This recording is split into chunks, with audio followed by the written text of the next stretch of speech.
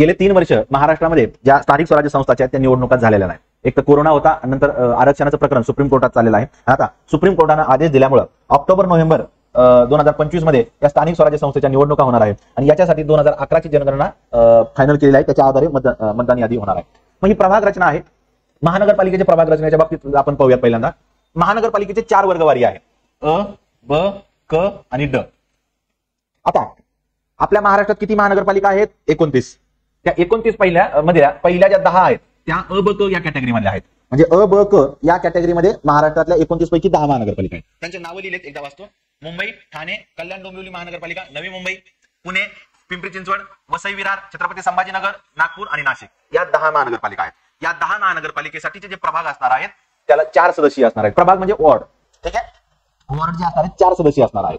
आणि हे जे 4 सदस्यीय प्रभाग आहेत हे कधी 3 पण होऊ शकतात किंवा 5 पण होऊ शकतात. त्यामध्ये म्हणजे एका वॉर्डमध्ये 4 नगरसेवक असणार. येतंय लक्षात? मग कधी हे 3 नगरसेवक होतील किंवा जास्तीत जास्त 5 नगरसेवक होतील. 5 नगरसेवकांचा मिळून एक प्रभाग होणार आहे, त्याला वॉर्ड आपण असं म्हणतो. पहिलं क्लिअर झालं. आता 29 मधल्या 19 महानगरपालिका ड कॅटेगरी मधल्या आहेत. या अ, ब, क मध्ये किती आहेत? 10 आणि ड कॅटेगरीच्या किती आहेत? 19 आपल्याला पाहता येतात.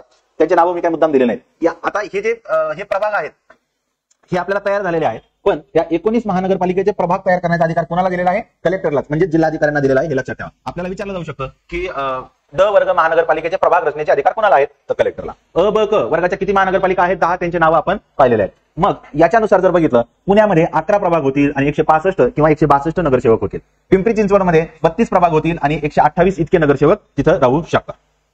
आता मुंबईच्या बाबतीत हे लक्षात ठेवायचं.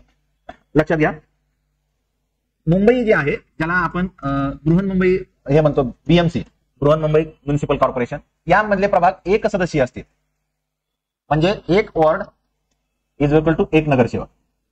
आणि असे मुंबईमध्ये किती वॉर्ड असणार आहेत? 227. म्हणजे नगरसेवक किती असणार आहेत? 227. मध्यंतरी महाविकास आघाडीच्या सरकारने ही संख्या 236 केली. आता पुन्हा ही संख्या 227 केलेली आहे आणि मुंबईमध्ये 1 सदस्यीय प्रभाग किंवा वॉर्ड असणार आहेत, हे लक्षात ठेवा. ठीक आहे. आता हे झालं महानगरपालिकेचं. पण ज्या नगरपालिका आहेत, किती नगरपालिका? 257 नगरपालिका. यांची प्रभाग रचना करण्याचे अधिकार कलेक्टर आणि मुख्य अधिकारी, ज्याला सीओ म्हणतो आपण, या दोघांना दिलेले आहेत. आणि नगरपालिकेचे जे प्रभाग आहेत ते 2 सदस्यीय असणार आहेत. म्हणजे एका वॉर्डमध्ये 2 नगरसेवक असणार आहेत आणि अपवादामध्ये ती संख्या 3 केली जाऊ शकते. या पद्धतीने प्रभाग रचनेवर आपल्याला यावर्षी एक स्थानिक स्वराज्य संस्थेचं इलेक्शन होते, त्यामुळे हा मुद्दा लक्षात ठेवणं गरजेचं आहे आणि हा आपल्याला IMP कॅटेगरी मधला टॉपिक आहे. ठीक आहे. प्रभाग रचना म्हणजे वॉर्ड आपण असं म्हणतो.